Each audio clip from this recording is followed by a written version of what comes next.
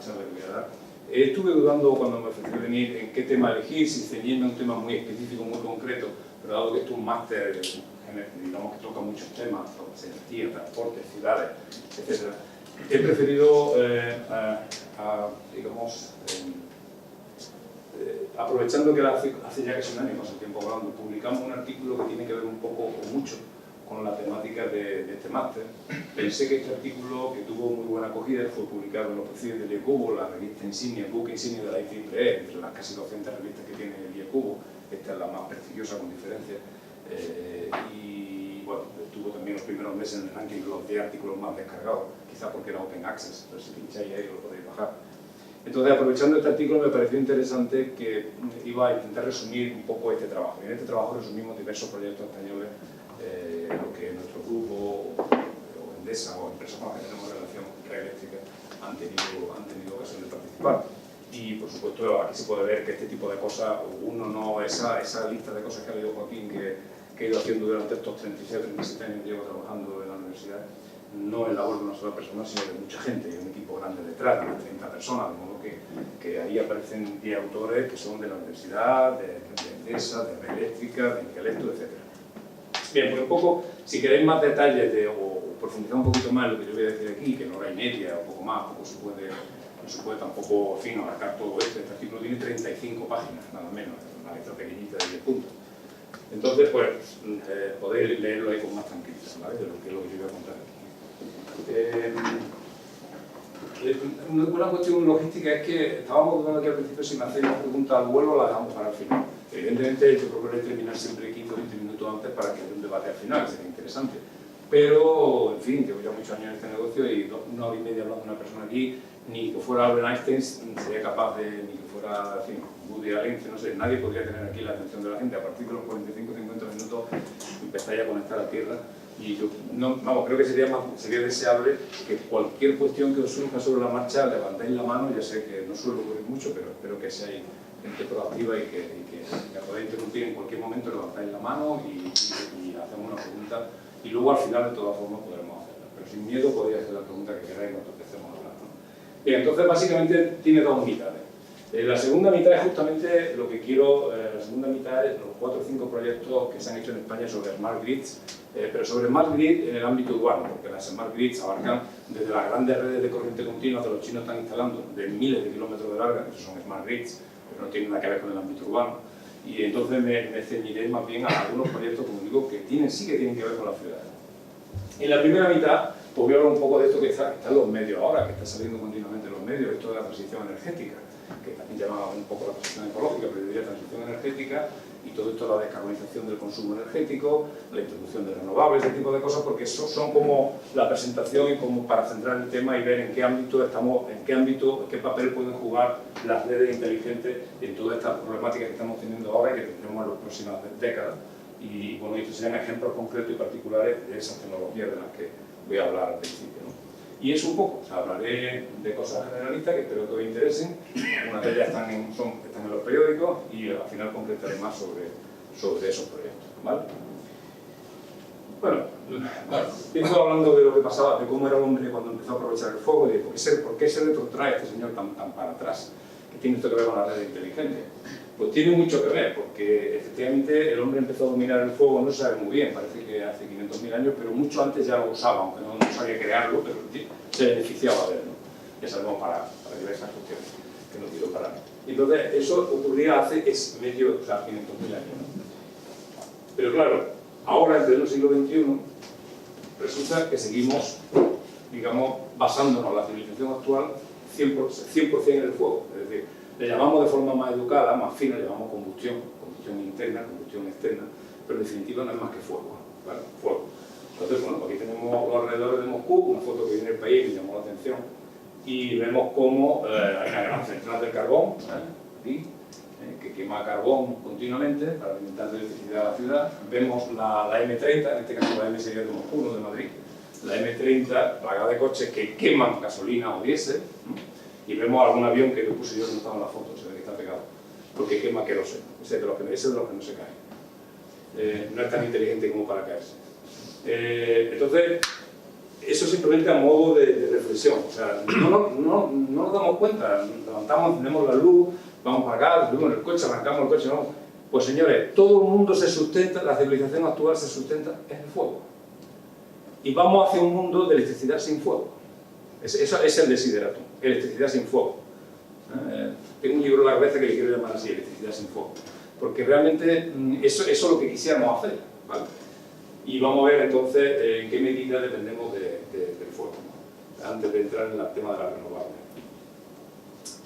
Bien, durante el siglo XX, llevamos 130 años así más o menos en el sistema eléctrico actual, desde que Edison puso el primer sistema eléctrico en 1862 en Empire State, pues llevamos eso, unos 140, 150 años con un sistema eléctrico basado fundamentalmente en centrales térmicas. Las centrales térmicas, como veis aquí, desde las térmicas convencionales de carbón, es que una pantalla, esto ¿es táctil? ¿Es táctil? Es táctil, bueno, no más que creer. Bien, desde las centrales térmicas de carbón a las nucleares, que tienen un rendimiento en torno al 30 y 30 y poco por ciento, los ciclos combinados que surgieron en los años 80 mucho más eficientes, que tienen entre un 50 y 55%, y algunos esquemas de generación poco populares en España, como son la cogeneración y la trigeneración, pero muy populares en países nórdicos, como Suecia, Dinamarca, etc., que hay district heating y aprovechan la energía primaria para generar electricidad y calor simultáneamente, muy importante en las ciudades, desgraciadamente no muy popular por estos lados, por el sur. Entonces, desde eso, toda esa gama de centrales térmicas, que llegan hasta el 80% o más de eficiencia, sería la centralizada, la distribuida. Desgraciadamente, la media mundial, que llevamos 100 y pico años tirando más de 2/3 de energía primaria al medio ambiente. Tirándolo, dilapidándolo.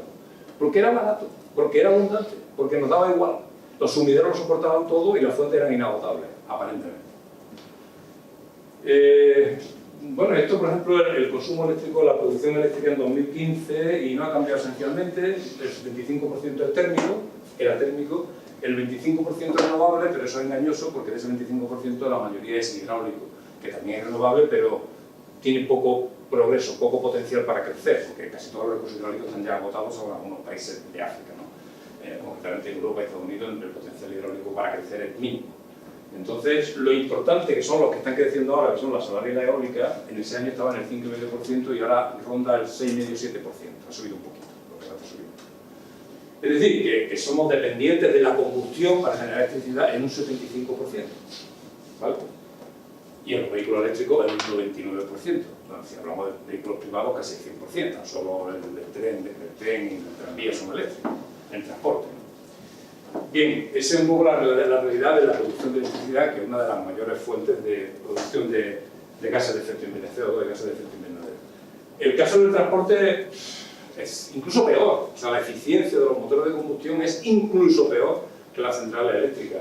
Aquí vemos la eficiencia de distintas tecnologías desde el pozo, es decir, no solo la eficiencia de quemar la gasolina, sino hay que producir la gasolina. Entonces la eficiencia, pues, son miserables. Por ejemplo, un coche de gasolina en la ciudad tiene una eficiencia del 14%. O sea, normalmente menos del 20%. Tan solo los híbridos y los diésel en autovía, pues yendo a 120 y sin mucho viento en contra, pueden llegar al 30%. O sea que la eficiencia en transporte es peor incluso que la eficiencia eléctrica. Y bueno, hay una pequeña cosita, los diésel emiten un poquito menos de CO2 que los de gasolina. Es decir, también hay por ahí algún dato este año que, por esto de que han bajado un poquito la venta de diésel y la utilización de los diésel, las emisiones de CO2 en parte han aumentado debido también a ese recelo de los coches diésel, ¿no? Que efectivamente emiten más allí que los otros, pero emiten menos CO2 que los otros. Este es un poco el panorama, tanto en la producción de electricidad, que es el que más me interesa a mí, de que voy a hablar hoy, pero ya aprovecho también para hablar de los vehículos eléctricos, puesto que el máster es más interdisciplinar. Consecuencias, pues las consecuencias son esta línea roja que se ve ahí, que se ve cómo hemos, las emisiones de CO2 a la atmósfera, que andamos ya por las 35 gigatoneladas por ahí. Desde 1850, en 160 años ha habido ese crecimiento exponencial rojo que se ve ahí, y el reto consiste en que lo que hemos aumentado en 160 años, en 80 años, reducirlo. O sea, no solamente pararlo, sino reducirlo a cero. Incluso según lo que dice el IPCC, por debajo de cero, es decir, que haya balance neto negativo de CO2, o sea, que en vez de emitir CO2, consumamos CO2 un poquito, o sea, capturemos y almacenemos CO2 si queremos salvar el reto este de los 2 grados centígrados famosos respecto a niveles preindustriales. Eso es bastante complicado. O sea, así puede ver un poco el reto. Lo que en 160 años hemos estropeado, hay que reducirlo en 80 años. Todo ello sin contar la inercia, porque aunque dejáramos de emitir CO2 actualmente, la inercia del sistema de la Tierra es gigantesco y eso seguirá empeorando, ¿no? Ya estamos se ha medido en Hawái, en el observatorio de Mauna, en más de 400 partes por millón de CO2, que es una barbaridad, ¿no? Bien, ese es el reto, bajar el CO2 en 80 años de esa forma. Hay muchos escépticos del cambio climático. Yo no soy experto en cambio climático, pero he leído bastante, he leído mucho, sobre todo últimamente. Y he discutido con muchos escépticos, compañeros míos académicos que son unos más escépticos que otros, pero que vienen a decir que sí, que está cambiando el clima, pero no por culpa del hombre y que tal. Entonces, la verdad es que viendo datos, viendo cifras y estudiando un poco de cerca, es difícil ser escéptico. Este, por ejemplo, es un glaciar de Jakobsson en Groenlandia, el más grande después de los de la Antártida, uno de los más grandes de los que más agua abierta el mar después de la Antártida, que aquí se puede ver desde 1850 cómo ha ido retrocediendo, aquí está el mar, aquí está Groenlandia, cómo ha ido retrocediendo, y por ejemplo durante el siglo XX, en 100 años retrocedió todo esto, pero es que del siglo XX hasta más o menos la actualidad, en 10 años, hasta 2002, 2003, se ha reducido casi lo mismo que en 100 años, en 10 años casi lo mismo que en 100 años, ¿de acuerdo? Eso es un glaciar de Groenlandia. Fijaros que los glaciares es lo más importante, porque el hielo del mar, como está flotando, que se derrita no importa mucho, pero el hielo de la Tierra es el que importa, el que está en tierra. Groenlandia, la Antártida, el Himalaya, en fin, todo lo que los Alpes, lo que está en tierra, ¿vale? Los Andes. Y todos los glaciares están retrocediendo, prácticamente todos, hay excepciones, pero la mayoría están retrocediendo.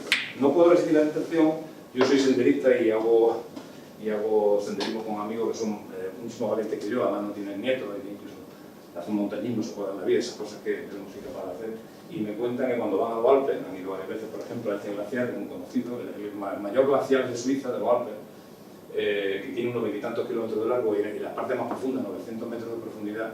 Ese glaciar, en el 1870, tenía 300 metros más que ahora, es decir, era 300 metros más alto. Entonces hay un refugio muy conocido, donde van los senderistas, los montañeros, que se llama el Concordia Platz, o algo así, en alemán. Y ese refugio está allá arriba, que el refugio en 1870 estaba a nivel de glaciar. Y ahora cada año han ido bajando la escalera y van poniendo los años. ¿En qué año hacen un tramo nuevo de escalera? Entonces este señor aquí va viendo los numeritos, no se ven bien en la foto, pero ahí están puestos los numeritos de cómo han hecho un tramo nuevo para llegar al refugio, que antes no, antes llegaba desde el glaciar sin escalera.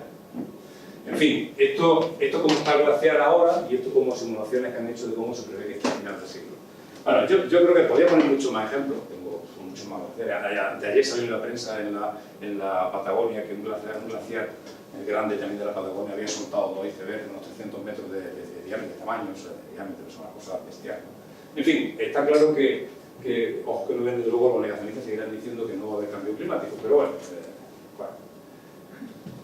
bueno, entonces, ante esta tesitura que he resumido así rápidamente sin querer entrar en mucho detalle, pues aquí he puesto lo que yo considero, bueno, todo el mundo considera que son las 6 tecnologías que pueden ayudar a, digamos, a reducir a ese reto de bajar el CO2 a cero en 80 años que he comentado al principio, ¿vale? Y he puesto en verde las 3 que, primero, las que afectan a mi negociado y segundo, las que yo creo que tienen más viabilidad de ser útiles a la sociedad.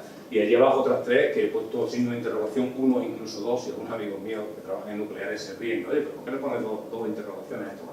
O sea, yo creo que esas 3 están ya funcionando, voy a poner algún dato, y la otra está por ver. Y una, que es la que estamos perdidos todos los días, que es, digamos, conseguir que el mix energético sea fundamentalmente renovable, en un 80-90%. Muchos países ya dicen que en 2050 quieren tener un 90 o un 100%, por lo menos de la electricidad renovable, no del resto de la energía, pero por lo menos la electricidad.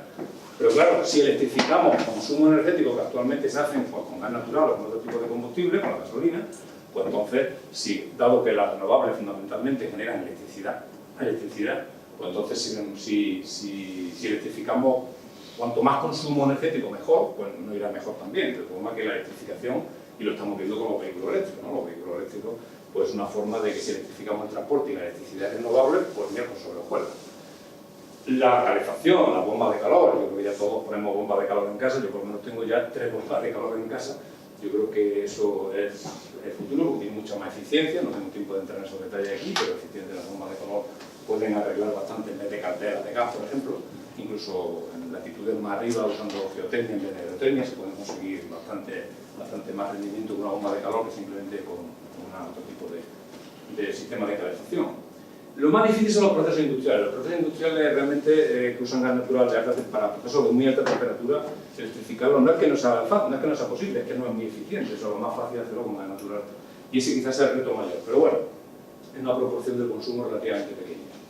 Y también la otra pata importante, que también es interesante, y seguramente aquí os habrán contado sobre ella, es la eficiencia energética, tanto en la industria como en el transporte, como en los edificios, como en los electrodomésticos. Ya todo el mundo pone LED, todo el mundo compra frigoríficos de clase A+++, de aire acondicionado con tecnología inverter, que son como el doble de eficientes casi que lo que hace 20 años, edificios que se habla ahora de energía cero, que habrán hablado seguramente alguien aquí también, edificios de energía cero, que está de moda ahora, en fin, este tipo de cosas. Y luego a las 3 de abajo, pues casi no me voy a parar, si tenía algún comentario después podríamos pararme, porque si no me voy a... Tenemos hasta las 9:30, las 9:15, sería el límite, puedo terminar a las 9:10 o cosas así. Entonces los de abajo no lo voy a hablar, pero se habla mucho, yo creo que de parte interesada, de los combustibles sintéticos. Los combustibles sintéticos y de los biocombustibles. Bueno, de los biocombustibles ya son una realidad hace mucho tiempo, otra cosa es el potencial que tengan, pero en realidad tecnológicos lo son. Pero los combustibles sintéticos, que tecnológicamente también no tienen mucho problema, es el problema de la eficiencia energética. El problema de los combustibles sintéticos es que para fabricarlos a partir de electricidad renovable hace falta mucha energía. Y finalmente, si queremos huir de un siglo que se ha caracterizado por una eficiencia bajísima de sistemas energéticos, de transformación energética con un rendimiento del 30% o menos en los vehículos de combustión, no volvamos a cometer el mismo error en el siglo XXI de irnos a sistemas energéticos del ciclo del hidrógeno, por ejemplo, que se habla tanto, donde la eficiencia global sea del 19 o 20%, porque 100 kilovatios de energía renovable aplicada a producir hidrógeno y luego aplicada a un vehículo de pila de combustible, como el Toyota que hagamos, tiene una eficiencia del 20% o menos. Depende de que el hidrógeno esté licuado o comprimido. Es que es tremendo. O sea, es que volver otra vez a otro mundo donde la eficiencia energética... Bueno, es que las renovables son gratis. No, es gratis la energía, pero el CAPEX, la inversión no es gratis. Y el mantenimiento tampoco. En fin, bueno, no quiero pararme mucho en esto, pero es un poco por criticar un poco otras vías que se están explorando que no pasan por la electrificación del consumo energético, que es la que yo he puesto, quizá interesadamente porque es mi negociado, pero bueno. Bueno, entonces pasamos al segundo, ya he planteado un poco el panorama que tenemos, y ahora pasamos al tema de las renovables. Bueno, empiezo con la más antigua, digamos, la más antigua para el ser humano, que es la energía eólica, aparte del fuego. Hay por ahí, si alguien se interesa por el tema, hay molinos de viento en Irán de hace 1000 años, que dan ruinas de molinos de viento, todavía hasta el siglo XIX quedan algunos molinos que se han seguido usando, molinos de energía vertical muy rústicos, muy rudimentarios. Bueno, o sea, el viento se ha aprovechado desde hace mucho tiempo, en España hace 500 años, en La Mancha, por ejemplo, en Europa, en Estados Unidos para sacar agua, para regar y a partir del siglo XX ya también para cosas eléctricas. Por ejemplo, una dinamo, que es una zona rural, con una dinamo y un aerogenerador, o sea, produce electricidad. Y ya a finales en la época de la crisis del petróleo, en el año 70 y tanto, en la época de la crisis del petróleo, tanto en el desierto de Mojave en Estados Unidos como en el techo de Gibraltar, pues determinados promotores pusieron un pequeño molino de viento para testear la tecnología eólica. Ahí empezó un poco la historia de la eólica. Y hoy día pues tenemos Gravir.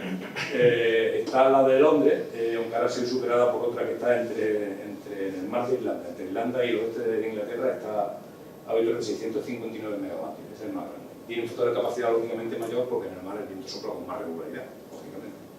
Y claro, aquí un dato que he puesto de General Electric. General Electric está fabricando una turbina de 12 megavatios. Así está, comparando con la Torre Eiffel y con esa altura de la turbina que está diseñando General Electric, 12 megavatios. Pero bueno, ya la hay de 9 megavatios, ya hay por ahí varias de 9 megavatios. Dime.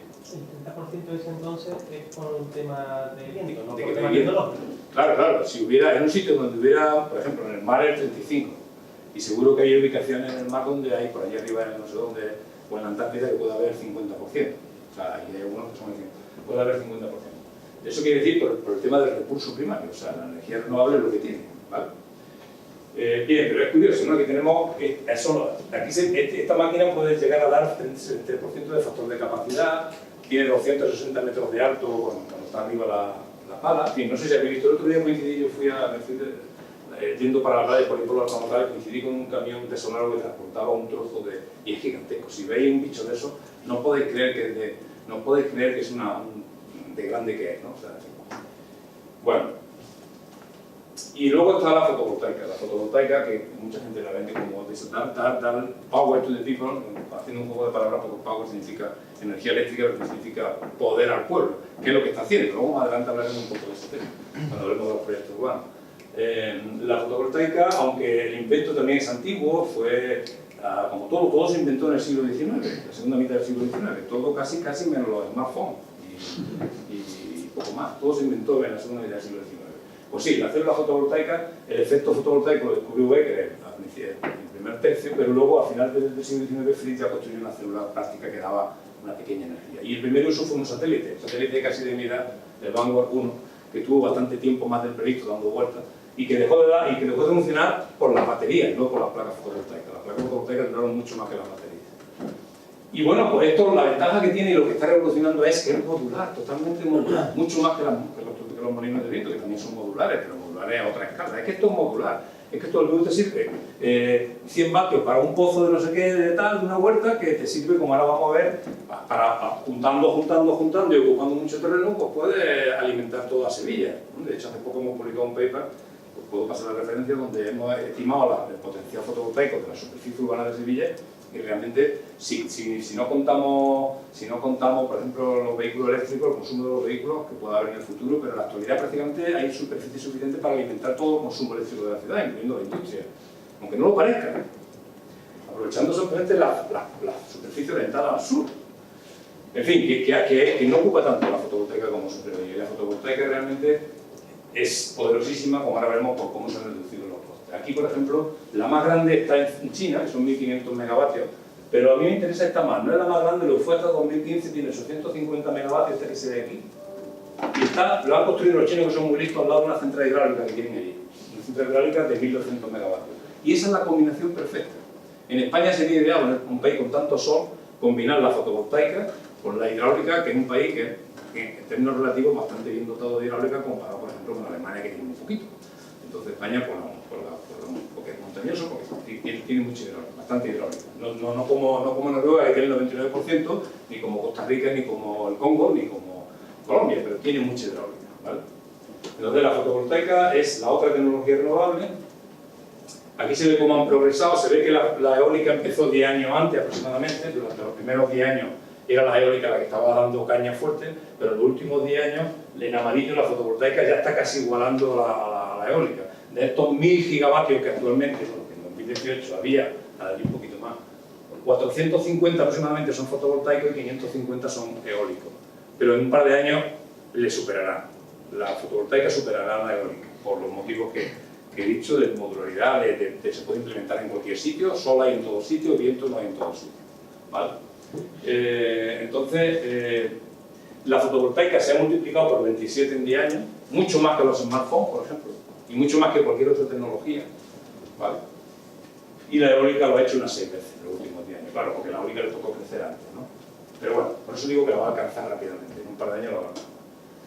Y la mayoría de toda esta fotovoltaica que se está instalando, casi un 40% en los últimos años se ha instalado en China, que es una gran sorpresa, porque China, como la India y como también Alemania o Polonia y otros países, estaba basada fundamentalmente en el carbón. Entonces, que China tenga ese interés y esa ganas de liderar el negocio renovable en general y fotovoltaico en particular, y la batería, y los vehículos eléctricos, todo, China lo quiere hacer todo, lo quiere dominar todo, pues eso es una buena noticia para el conjunto de la humanidad, aunque a lo mejor para digamos, las cuentas de resultados de las empresas de Europa no tanto, pero sí para el mundo en general, que los chinos y los asiáticos al menos tengan esa gana de avanzar en descarbonizar la economía, ¿vale?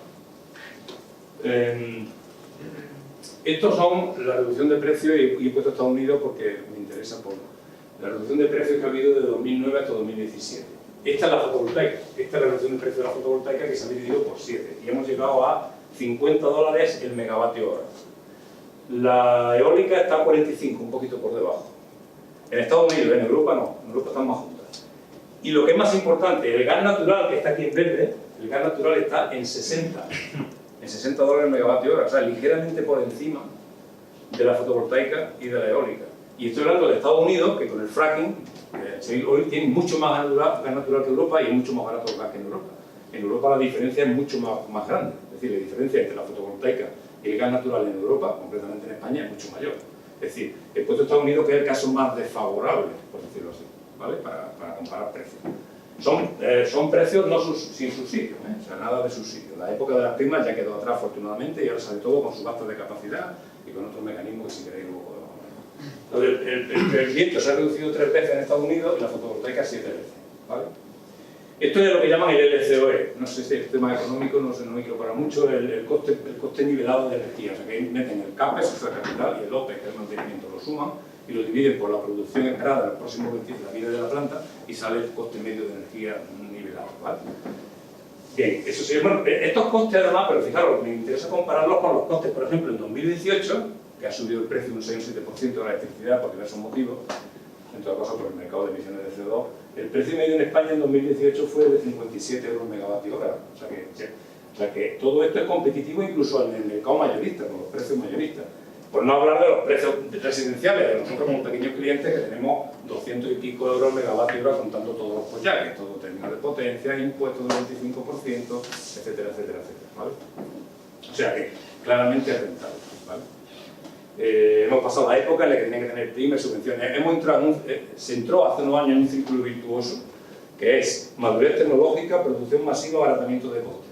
Y así, y ahí seguimos. Pero para cebar ese círculo hubo que dar primas en los primeros años, ¿no? Pero no son necesarias en la fotovoltaica. En cambio, el vehículo eléctrico y la batería quizás estén ahora mismo en esa fase inicial de que hay que cebar ese círculo virtuoso. ¿De acuerdo? Bien. Estos son ejemplos, no me quiero parar tampoco mucho, para que veáis, porque mucha gente no sabe muy bien, bueno, pero ¿cuánto? Antes decías que el 6%, sí, el 6% en términos mundiales, pero el mundo es muy grande, pero ya hay países líderes, entre los cuales está España, y podría estar mucho más, si no hubiera habido el parón fotovoltaico que hubo. Por ejemplo, Dinamarca, que siempre se ha puesto como ejemplo, aunque se ha quedado un poquito estancado, progresa poquito. En 2017 se batió el récord de penetración eólica con el 43,4% del total de demanda eléctrica. Al año, no un día, todo el año. Y Dinamarca tiene también un 45% de cogeneración muy eficiente en district heating, calor de urbano. Entonces Dinamarca es quizás, salvando, aparte de Noruega que tiene el 98% hidráulica, que eso es que la suerte que tiene el país de estar donde está, ¿no? Y que además son un poquito millones de habitantes.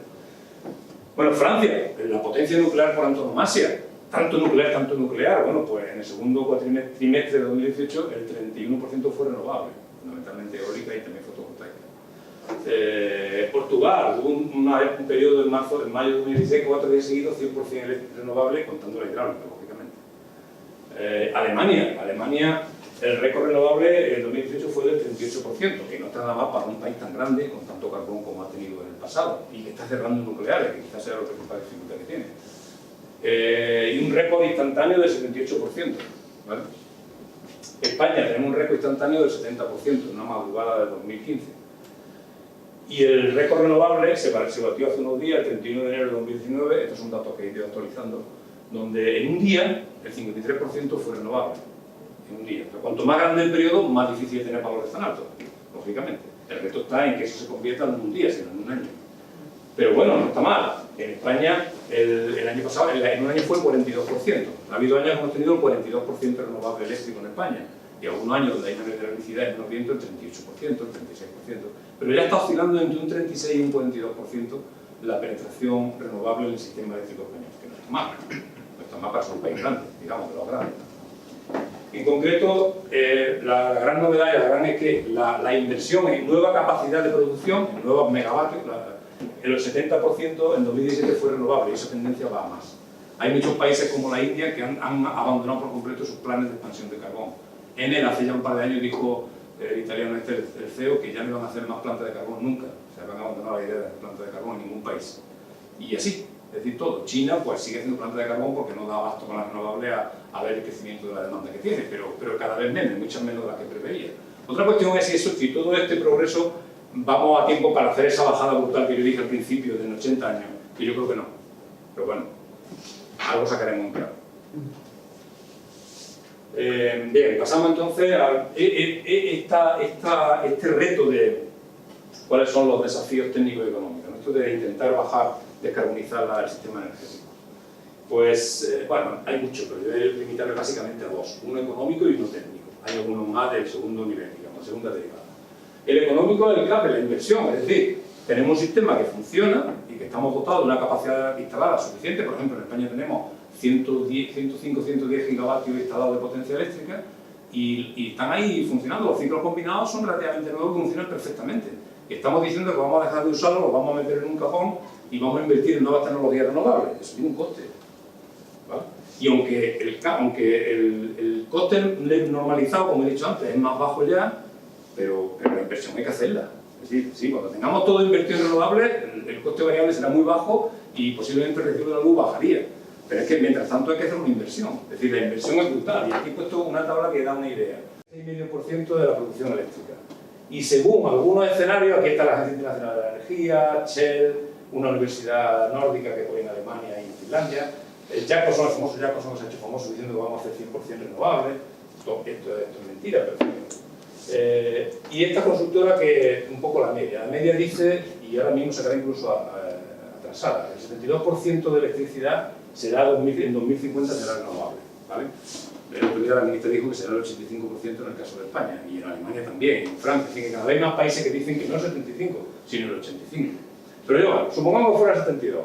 Eso significa que en los próximos 35 años, de ahora hasta el 2050, tenemos que aumentar unos 600 gigavatios por año.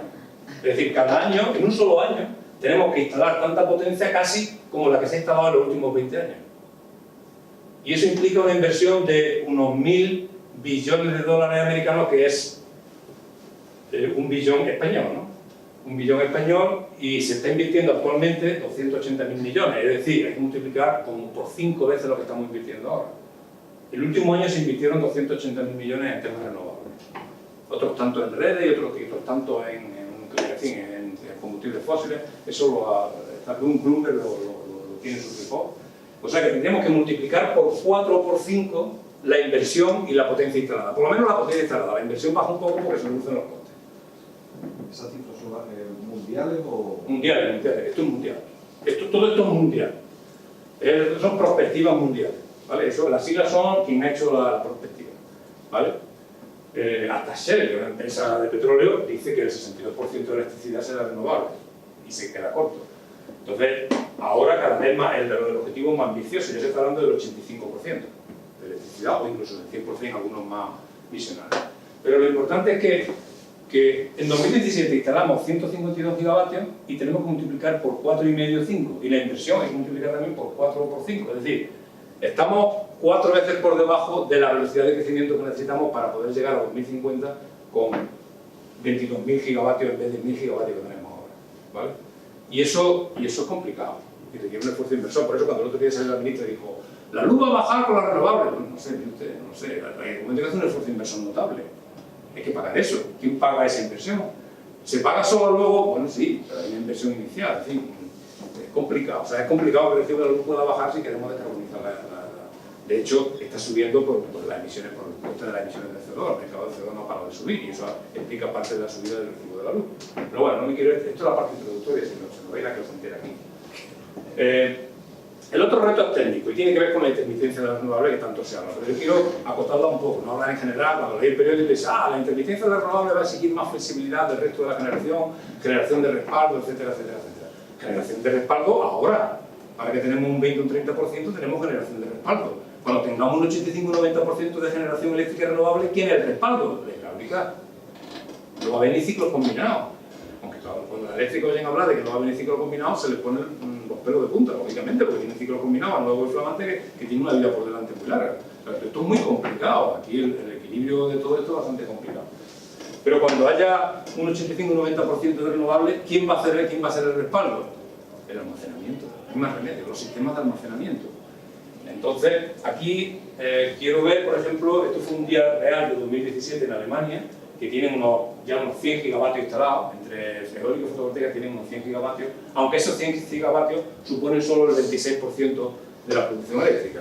Hasta llegar al 38 que dije antes, hay que sumar la biomasa, que está lo verde, y la hidráulica, que es constante, que es fluyente y no se regula. Entonces, en total el 38%, pero estas dos tecnologías, que son las que van a crecer, de momento tiene solo el 25%, y ese 25% va a tener que pasar al 75 o al 80%. Entonces, claro, en verano, fijaros, la curva roja, no sé si se ve, la curva roja es la demanda eléctrica. Y sumando todas las renovables, Ya hemos llegado aquí casi al 70 y tantos por ciento. O sea, hay puntas del día donde las renovables suponen un porcentaje muy alto de la demanda, en verano. El resto, esto oscuro, es térmico, nuclear y carbón. Esto oscuro es térmico. Y lo que está del amarillo para abajo es renovable. Biomasa, hidráulica, eólica offshore, eólica en tierra y fotovoltaica. ¿Vale? Bueno, fijaros la variabilidad de la renovable. Entonces vamos de un mundo en el que la generación seguía la demanda a un mundo en el que la demanda tiene que seguir la generación. Porque la generación hace esto. Y yo no lo puedo evitar. El sol está cuando está y el viento sopla cuando sopla. Entonces la generación va a hacer esto. Ahora mismo, con la térmica, cubrimos el hueco. El hueco térmico es el que se encarga de regular y de adaptarse, por un lado, a la evolución de la demanda y por otro lado, a la evolución de la generación renovable. Eso es lo que hay ahora. Pero cuando hay un 85%, 90% de renovables, ¿qué va a pasar? Pues va a pasar que en verano tiene que sobrar mucho, porque en invierno estamos así de miserables. Esto en invierno. Es decir, que entre verano e invierno en Alemania hay casi 5 veces menos solar. Entonces, en invierno, aunque multipliquemos por 5 los bloquecitos amarillos, no ganamos mucho. Aunque multipliquemos incluso por 10 los cacharritos amarillos, complicado. Y ya tienen 100 gigavatios, no lo olvidemos. ¿Qué es lo que ocurre? Pues lo que ocurre es que hace falta almacenamiento estacional, almacenamiento que sea capaz de embotellar, entre comillas, el sol en verano, guardarlo no sabe cómo, y ponerlo a disposición del sistema en invierno. Eso hay que hacerlo. Y hablan de que el almacenamiento va a ser en los recursos hidráulicos de Noruega y Suecia. Pero bueno, está por ver que Noruega esté dispuesta a hacer la batería del continente o tenga capacidad incluso de atender todas las necesidades del continente. No está claro, en absoluto. La única solución para este problema sería pasar energía de Sudáfrica o de la mitad para abajo hacia arriba, o sea, del hemisferio sur al hemisferio norte. Y en América igual, de Sudamérica hacia Norteamérica. Pero de este a oeste no largamos nada. O sea, los 2 o 3 horas de diferencia que hay entre España y Polonia no sirven de nada, o Rusia. No sirve de nada, no arregla el problema. El problema es un problema estacional, no diario. Y ese es el gran problema. El gran problema de los sistemas 100% renovables son almacenamiento estacional. Con diferencia el más complicado. No tengo tiempo de pararnos más en ese tema, pero es un tema interesante. Y luego, a nivel de distribución... Una pregunta respecto a eso. Persiguiendo que las energías renovables tomen mayor protagonismo en el suministro eléctrico, obviamente el impacto ecológico de las baterías sería algo a considerar. ¿Se ha hecho algún tipo de estudio respecto a respecto a las emisiones de CO2, si dicho impacto podría ser llegado a considerarse al mismo nivel que el del CO2 o sería mucho menor? Obviamente la pregunta va un poco en el tema de la reutilización de las baterías y la vida útil de las mismas. Es que me han mezclado 3 cosas, ¿no? O sea, ¿me está hablando del CO2 que hace falta para fabricar las baterías?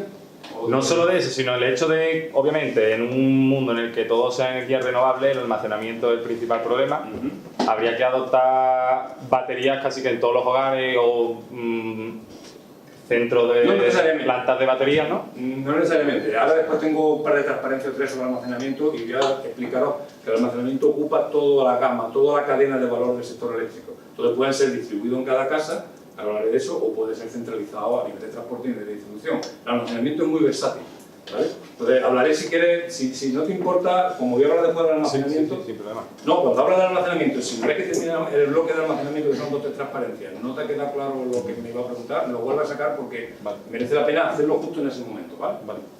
Bien, entonces, y finalmente, entre los retos técnicos, he saltado del transporte. ¿Veis que me he saltado esto, no? O sea, aquí me he saltado la regulación de frecuencia, la inercia, el sincronismo, este tipo de cosas que son como muy técnicas y que afectan al sistema de transporte, pero como esto es un máster sobre urbanos y ciudades, me lo voy a saltar, porque voy mal de tiempo. Pero voy a la distribución. En distribución, si es un tema urbano ya, en las redes urbanas, pues se producen congestiones. Fijaros que están hablando de cargas de vehículos eléctricos fundamentalmente, y aquí voy a hablar del almacenamiento, porque como digo, de todo lo que hay aquí, prácticamente el almacenamiento, junto con la generación distribuida y las smart grid, las 3 cosas son de las que voy a intentar hablar un poco. Bueno, las smart grids no solamente son las grids las que tienen que ser smart, también tienen que ser smart las Renewable Energy System. RES es el acrónimo de renovables, las renovables tienen que ser más inteligentes que lo que dan hasta ahora. Concretamente, las renovables deben ser capaces de dar servicios de red, que hasta ahora no lo hacían. Porque ahora, hasta ahora no era necesario porque hay un poquita, pero cuando haya, vuelvo a decir lo mismo, 85-90% renovables, ¿quién va a dar los servicios complementarios? Pues tienen que dar las renovables o la demanda, que también es. Entonces, por ejemplo, regulación de frecuencia, control de tensión, eso lo puede hacer las renovables perfectamente. Simulación de sincronismo, lo puede hacer las renovables si tienen almacenamiento. Capacidad de arrancar en vacío, o sea, arrancar bajo un cero, un apagón. Pues hasta hace poco todo el mundo pensaba, y de hecho así ocurre en las microredes que hay por el mundo dispersas en las zonas rurales de los Andes, o de Alaska, o de la India, o en África. En las zonas que hay por ahí en las aldeas rurales hace falta un grupo electrógeno con una máquina síncrona para crear una red alterna. Hoy no hace falta. Con los convertidores en fuente de tensión que se han inventado hace 15 o 20 años y que cada vez son más sofisticados y tienen menos armónico y tienen menos pérdida, etc., pues no hace falta. Con un convertidor en fuente de tensión se puede crear una onda senoidal de frecuencia, se puede generar una red sin tener que tener ningún sistema fósil, ninguna máquina que queme gasoil. La electrónica, los FACS son electrónicas, convertidores electrónicos, ¿vale? Compensadores de reactiva, desfasadores, compensadores en serie, hay mucha tecnología. Nosotros tenemos una asignatura donde hablamos justamente de eso, ese título de una asignatura de la que damos nosotros en el máster. Líneas de corriente continua de alta tensión, ahí el ejemplo serían los chinos, en Brasil hay un montón de líneas de alta tensión de muy larga, que llegan donde no llega la línea de corriente alterna. La línea de corriente continua más larga que ahora mismo tiene casi 3.000 kilómetros y tiene 8 gigavatios de potencia, una sola línea. Con una línea de alterna más de 700 kilómetros ya tienen que empezar a ponerle fax y hacer cositas para que llegue tan distante, ¿no? La digitalización, esto sí que afecta más a este máster, ¿no? Los sistemas de telecomunicaciones y los sensores, la digitalización, los smart meters, que han hablado aquí Rafael Sánchez o gente de Endesa seguramente, los sincrofasores, que quizás no hayan hablado tanto, que son dispositivos en transporte que permiten, por ejemplo, prever posibles caídas del sistema, adelantarse a problemas de estabilidad del sistema, pueden ayudar al estimador de estado, en fin, temas de predicción, que también han hablado o van a hablar, de Big Data, en fin, todo este tipo de cosas también son tecnologías que necesariamente hay que usar y estamos usando, obviamente. Centros de control más sofisticados, un poco el negocio al que yo me dedico, fundamentalmente, ¿no? Sistemas de jerarquizados, como hablaremos, donde hay centros de control que ya están viendo en España, por ejemplo, el CEC, el sistema que voy a poner ahora de red eléctrica. Lo que llama el self-killing, redes de distribución mucho más listas que se reconfiguren solas para adaptarse a cada configuración de la red, que incluso cuando hay una avería se ponga el servicio de forma automática sin que un operador tenga que intervenir, etc. Hay mucho campo de trabajo por ahí, ¿no? Estas son tecnologías que pueden ayudar a que esa realidad del 100% renovable no lo sea, deseada, que esa realidad deseada. Aquí pongo un ejemplo, pues no sé, ese sistema, una máquina digamos, de imanes permanentes alimentada por un convertidor de potencia completa, pues aquí en rojo he puesto, he señalado las características o los sistemas adicionales que hay que ponerle respecto a lo que ya ha habido toda la vida de Dios. Las máquinas eólicas al principio pues tenían control de tensión, sincronización a la red, limitación de potencia, en fin, seguimiento del máximo punto de potencia, había todo ese tipo de cosas. Pero ahora pueden hacer muchas más cosas cuando esto se sustituye por convertidores en fuente de tensión. Y ahí encima hay almacenamiento más todavía. Pueden, por ejemplo, soportar huecos de tensión, pueden amortiguar oscilaciones de potencia, pueden arrancar en vacío, pueden arrancar sin que haya una máquina hidráulica que genere la onda senoidal, pueden hacer 1000 cosas, ¿vale? Y eso es gracias a las tecnologías de comunicaciones, de control, de sensores, etc. Por ejemplo, en cuanto a centro de control, las siglas EMS significan Energy Management System, centro de control de energía. Cada compañía tiene el suyo, el de red eléctrica está en La Moraleja, que sería el Energy Management System sería el de red eléctrica. Luego estaría el DMS, que sería el Distribution Management System, que por ejemplo el de Endesa está aquí en La Borgoña, en fin, Naturgy tiene dos, uno en Madrid y otro en La Coruña, etc. Bueno, esto sería lo que ha habido toda la vida de Dios. El centro del transportista siempre ha dado instrucciones a los generadores, Generation Management System, las empresas de generación tienen su propio sistema de control, de esa generación tiene en Madrid su propio sistema de control de la generación, y todo eso siempre ha existido. Bueno, y la comunicación con los vecinos, Red Eléctrica se comunica con Portugal, con REN y con Francia, con RT. Entonces, esto siempre ha existido, digamos. Lo nuevo es todo esto. Esto digamos, es el paradigma que teníamos hasta hace poco, y hasta cierto punto, porque esto no estaba muy desarrollado. Pero ahora tenemos plantas renovables gigantescas con controladores de plantas, que pueden formar parte, como los generadores convencionales, pueden competir con los generadores convencionales en dar servicios de red, por ejemplo. Tenemos en las casas los que instalen generación distribuida, los que instalen plantas fotovoltaicas o incluso aunque no la instalen. Yo tengo algún amigo en Canadá que tiene un sistema de gestión de energía en su casa, que gestiona cuándo tiene que calentar el agua caliente, cuando esté la energía más barata. Es un sistema de gestión de energía que en función de los precios horarios, en función de sus necesidades, si tiene recursos de almacenamiento o no, planifica su consumo energético durante un par de días. De forma óptima, para minimizar el coste, maximizar la penetración de renovables, lo que sea.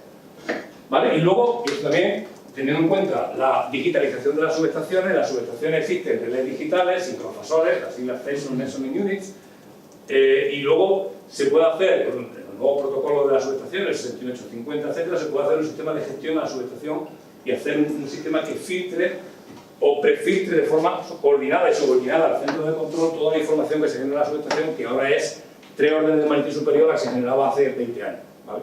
Entonces todo eso no se puede procesar, no se puede enviar allí, hay que procesarlo aquí y sacar conclusiones. Y ahí interviene todo lo de Big Data, inteligencia artificial para reconocer averías, transformadores que se calientan, ese tipo de cosas. ¿Vale? Este es el CECRE, el Sistema de Control de Red Eléctrica, que ha sido pionero y que es envidiado por muchos países, vienen a visitarlo con gente de todos sitios, donde se controla, se ve, se monitoriza la fotovoltaica, la eólica, los intercambios con Francia, en fin, allí está el centro de control convencional, el CECOEL, que había antes de llegar a la renovable, pero este es nuevo, esto lo han hecho expresamente para ver y gestionar y dar instrucciones a la renovable de cómo tienen que interactuar, tienen que bajar, etc., ¿no? En caso de sobre energía. Es un centro que es un ejemplo, este es un ejemplo de los centros de control más avanzados que yo me refería, que son parte de la solución, y este explica por qué España es capaz de tener una penetración del 70% renovable en una madrugada sin que haya habido apagones y sin que haya habido problemas de frecuencia. ¿Vale? La batería, y empiezo a hablar del almacenamiento, un par de transparencias. El almacenamiento, digamos que la peculiaridad que tiene, primero, es un agente que no estaba contemplado y sigue sin estar contemplado en la regulación de la legislación ni española ni europea. Ahora se está debatiendo si crear la figura de un nuevo agente, que sería el almacenador. Porque hasta ahora el único almacenamiento, que era el de bombeo, pertenecía a la generación, estaba incluido en la generación. Hasta ahora existía generación, transporte, distribución, comercialización y cliente. No existía almacenamiento, no existía ese concepto. Vamos, el almacenamiento era para apoyar la generación, sobre todo como las nucleares más o menos van constantes, porque de madrugada el exceso de nucleares se ha almacenado en los centros de bombeo. Esa era la razón por la que ha habido almacenamiento toda la vida de Dios. Y ahora se ha dado la vuelta a la tortilla, esa no es la razón por la que queremos que haya almacenamiento. El almacenamiento hay dos tipos de almacenamiento, el centralizado y gran escala y el distribuido. Y en cada uno de ellos juega un papel. Pues aquí he puesto uno, pero tengo una transparencia mucho más densa que esta, donde pongo 4 o 5 cosas para cada cajita. Entonces, por ejemplo, la generación por las renovables, si tienen almacenamiento, pueden dar potencia firme durante más horas cuando no hay sol y no hay viento. Véase las centrales termosolares de Abengoa, que tienen sales fundidas y almacenan 8 de horas de luz, o sea, 8 de horas por la noche, que sin luz están dando energía, porque lo han almacenado. El sistema de transporte, el transportista es capaz de dar servicios complementarios, por ejemplo, regular frecuencia con almacenamiento, o regular o amortiguar oscilaciones, en fin, hacer una serie de desvíos, gestionar desvíos con almacenamiento. A nivel de la distribución, pues esas congestiones que he dicho yo de la electrolinera, de los vehículos, de las cargas rápidas de vehículos, se pueden evitar si tiene un almacenamiento que previamente lo has cargado y contribuye a apoyar las cargas del vehículo sin tener que tirar de la red. Y los consumidores, y ahora pondré un ejemplo más adelante, concreto, muy concreto, veremos el ejemplo de cómo el almacenamiento puede ayudar a los consumidores a ser más autónomos de la red, por ejemplo, a minimizar el pago de la factura de la luz o a minimizar la potencia contratada. Si tiene almacenamiento puede minimizar la potencia contratada, que es casi 50% de la factura de la luz, si quitamos los impuestos. ¿Vale? ¿Qué es lo que ocurre? Que el almacenamiento, que no hay mucho, hay un 2,4% de la potencia instalada, 164 megavatios, en el 90 y tantos por ciento es centrales de bombeo. O sea, el almacenamiento está en mantilla. El 90 y tantos por ciento del almacenamiento disponible son centrales de bombeo. Y pasa un poco como la hidráulica, las centrales de bombeo no hay mucha perspectiva de crecimiento. En España hay unas cuantas, España hay una potencia en centrales de bombeo, comparativamente hablando, hay unos 6 gigavatios, pero no se puede poner mucho más, a menos que queramos estropear nuestros parques y aprovechar cualquier salto que haya por ahí que no estamos dispuestos posiblemente a hacer. Entonces ese es el problema también, el despliegue de los sistemas de bombeo, perdón, de almacenamiento. Aquí hay una tabla donde se pone allí la duración del almacenamiento y aquí la potencia, y se ponen todas las tecnologías, ¿vale? Entonces, claro, tenemos, para duraciones breves hay muchas tecnologías, como las de inercia, los supercondensadores, las bobinas superconductoras, o sea, para tiempos pequeños, pero aquí estamos hablando de otra cosa, aquí estamos hablando de horas Y en el caso del almacenamiento estacional, meses. Meses. Y bueno, aquí ya empiezan a hablar pues almacenamiento térmico, por ejemplo, las sales fundidas, las centrales de bombeo, almacenamiento de aire comprimido que tiene muy poca eficiencia por el calor que se le emplea y se absorbe, etc.